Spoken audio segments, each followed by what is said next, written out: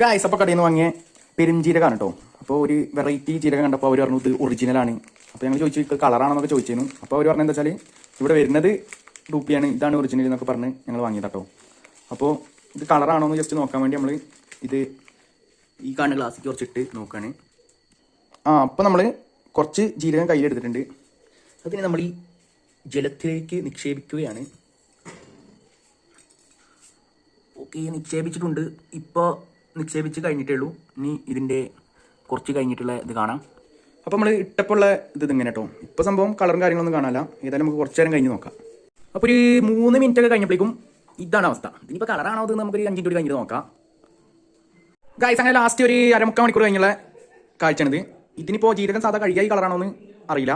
പക്ഷേ എൻ്റെ നിഗമനത്തിൽ ഇതിൽ കളറുണ്ടെന്നാണ്.